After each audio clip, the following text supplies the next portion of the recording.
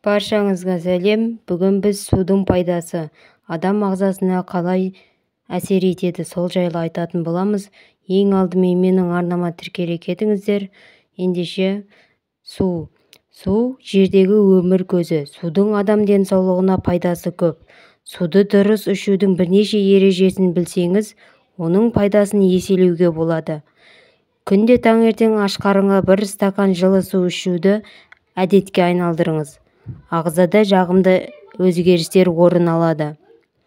Ағза тазарады. Түнде ағза демалып қана қоймай, токсиндерден тазарады. Ал аш қарынға су ішу бұл процеске көмектесе түседі. Оған қоса жүйелі түрде су ішу бұлшықеттер жасушалары мен жаңа эритроциттерді өңделуіне ықпал етеді. Көңіл күй жақсарады. Аш қарынға ішілген судың токсиндерді шығарумен ағзаны іске қосу қабілеті адамның эмоциялық жағдайына да жағымды әсер етеді. Су жүйке жүйесіне жарнама әсер ете отырып, ашушаңдықты басады және ұйқыны ашады. Жүрек жұмысына көмектеседі. Жүрек қан тамырлар жүйесі ауруларының ең кең тараған түрлеріне инфаркт пен инсульт жатады. Олар әдетте қандағы сұйықтық мөлшері аз болғандықтан қан ұйықтарының түзілуіне пайда болады. Жүйелі түрде аш қарынға су ішу қан тамырлар жүйесіне жағымды әсер етеді және де инсульт қаупін төмендетеді. Сондай-ақ асқазан ішек жол ауруларын алдын алады. Қыжыл немесе асқазан ішек жолының басқа да жағымсыздықтары көбіне асқазандағы жоғарғы қышқылдықтың себебінен пайда болады. Егер аш қарынға уақытылы су ішсеңіз, ол қышқылды сұйылтады және де жағымсыз сезімдерден арылтады. Сондай-ақ асқазан таңғы асқа да дайындалады. Су адам миына қалай әсер етеді? Зат алмасу жылдамдайды. Арықтағысы келетіндер немесе асқазан жұмысын реттегісі келетіндер үшін зат алмасу процесін бақылау маңызды. Егер ол жеткілікті түрде жылдам болмаса, судың көмегіне жүгінуге болады. Аш қарынға ішілген су зат алмасу жылдамдығын 30% арттырады. Сондай-ақ тері жағдайында жақсартады. Сыртқы келбетіңіз жақсы көрінгенін қаласаңыз, алдымен ішкі жағдайға мән беру керек. Бұл жерде ағзаның су тепе-теңдігін ұстап тұру маңызды рөл атқарады. Әйтпесе тері құрғақтанып, ерте әжімдер пайда бола бастайды. Күнде таңертең аш қарынға бір стакан су ішу арқылы тері жағдайын жақсартуға болады. Шаш саулығын сақтайды. Ағзаға су жетіспесе, ол шаштың сыртқы жағдайына және оның өсуі мен қалыңдығына негатив әсер етеді. Сондықтан шашыңыз мықты болу үшін жеткілікті түрде су ішу керек. Сондай-ақ бүйрек ауруларын алдын алады. Бүйректердің сау болуы ағзадағы су тепе-теңдігінің қалыпты болуымен тікелей байланысты. Аш қарынға және күні бойы уақытылы су ішіп тұру зәр мөлшерін арттырады. Соның себебінен бүйректерде болуы мүмкін минералдар сұйылады. Осылайша тастар түзілуінің немесе қабынулар пайда болуын алдын алуға болады. Сондай-ақ иммунитетті нығайтады. Көптеген аурулардың пайда болуы тікелей иммунитеттің жағдайымен байланысты болады. Аш қарынға ішілген су лимфалық жүйелер теңгеріміне жағымды әсер етеді. Ол өз кезегінде ағзаны қатайтып, түрлі аурулардың қоздырғыштарына төзімді болуына көмектеседі. Аш қарынға бір стакан ыстық су ішу денсаулыққа пайдалы ма, әлде жалған түсінік пе? Таңертең аш қарынға ыстық су ішудің қаншалық адам ағзасына пайдалы екені жайлы мәлімет ұсынамыз. Кейде біз ағзаны тазалау және арықтау үшін дәріханадан түрлі дәрілер сатып аламыз, немесе ғаламтордан тиімді дәлелденбеген дәрілерге тапсырыс беріп отырамыз. Бірақ оған көмектесетін құрал бәріне қолжетімді және кез келген асханадан табылады. Күн сайын таңертең аш қарынға бір стакан ыстық су ішсе не болады? Сіз де күніне солай жасап көріңіз және нәтижесі сізді қатты таңғалдырады.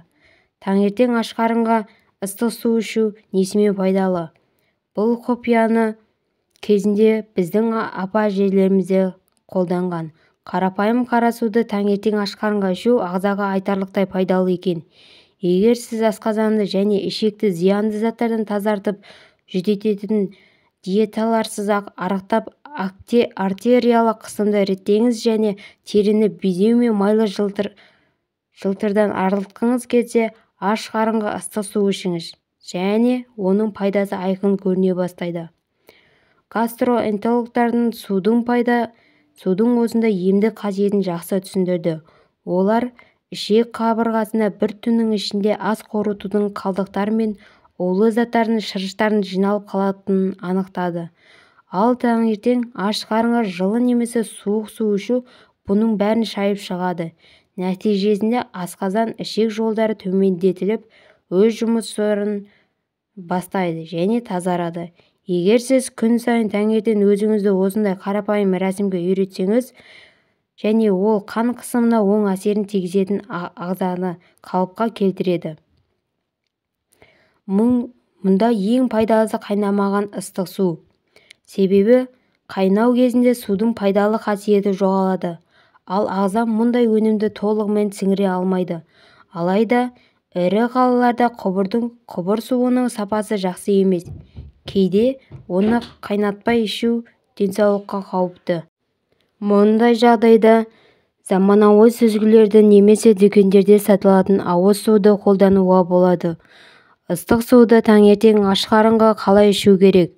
Ағзаны тазарту және арықтау үшін күн сайын ыстық су ішуге кеңес беріледі, бірақ қайнаған су емес. Ұсынылатын температура шамамен 40 градус. Сондай-ақ суды асықпай, азап ұрттап ішкен дұрыс. Мұны ұйқыдан тұрғаннан кейін аш қарынға жасау керек. Дәмін жақсарту үшін кішкене бал немесе лимон тілімін қосуға болады. Сонымен бірге суға лимон қосып ішудің қарсы көрсеткіштері де бар. Оны асқазанның қышқылдық деңгейі жоғары болған жағдайда қосуға болмайды. Сондай-ақ созылмалы және жіті гастрит немесе асқазан жарасы да қарсы көрсеткіштер болып табылады. Мұндай жағдайда судың өзін ғана немесе бал қосып ішкен жөн. Күнделікті аш қарынға ыстық су ішу және оны ағзаға келтірер пайдасы сізді таңқалдырмай қоймайды. Өйткені суды өмірдің негізі деп бекер атамайды. Қар суы. Қар суының пайдалы екендігі бұрыннан айтылып келеді. Бәрінен бұрын оның бірден қолданған дұрыс. Яғни қар суын еріткен бойда ішіп қойған жөн. Қар суы зат алмасуды реттеп, бүйрек қызметінің дұрыс жұмыс жасауына әсер етеді. Қан айналымын жақсартып, холестерин деңгейін төмендетеді. Қан қысымын реттей отырып, теріні, ұйқыны жақсартады және мидың белсенділігін арттырады.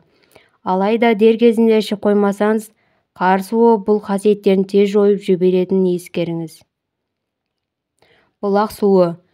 Бұлақ суы жер бетінде шығып жатқан табиғи минералды су. Бұлақ суын кез келген табиғи су секілді ішер алдында міндетті түрде тексеру керек. Егер сараптамада оның минералды құрамы адам үшін мінсіз екенін, улы элементтер мен патогендік бактериялар жоқ екенін анықтаса, яғни физиологиялық тұрғыдан толыққанды болса, онда қайнатылмаған және сүзгіден өтпеген табиғи күйіндегі бұлақ суының өте құнды дегені сөз. Минералды су. Табиғи минералды суды біз және бүкіл әлем жер асты қайнарларынан алынған күнделікті тұтынуға болатын ауыз су ретінде білеміз. Медицинада адам денсаулығы тұтынатын судың құрамына тікелей байланысты екені дәлелденіп, ауыз судың физиологиялық толыққанды деген түсінікті енгізілген. Ол адам ағзасында туындайтын химия-биологиялық процестерді реттеуге септігін тигізеді. Минералды ауыз сумен салыстырғанда емдік және минералды емдік ас су емдік қасиетке ие. Оларды белгілі бір ауруларды емдеу және алдын алу мақсатында ішке қабылдауға, сонымен бірге сыртқа жағуға да болады. Емдік немесе емдік ас суды қолданар алдында емдеуші дәрігермен ақылдасқан жөн. әр емдік және емдік ас судың курортологтар жасаған бальнеологиялық тұжырымы болуы тиіс. Күніне 2-3 литр немесе 8-9 шыны су ішу керек деген пікір қалыптасқан. Бұл пікір шын мәнінде дұрыс емес. Физиологиялық тұрғыда оқулықтардың мәліметіне сәйкес адам күніне орта есеппен 2,5 литр сұйықтық жоғалтады. Сонымен қатар өкпе мен теріден 1 литр сұйықтық кетеді. Бұл сұйықтық мөлшерін күнделікті қалыпқа келтіріп отыру қажет. Алайда мұны тек су ішу арқылы ғана емес, өзге сұйықтықты ішу арқылы да қалыпқа келтіруге болады. Мәселен, сусындар, шай, кофе, ас дегенмен суды өзге сусын түрлерімен толық алмастырмаған жөн. Менің берген ақпараттарым сіздің пайдаңызға жарады деген үміттемін.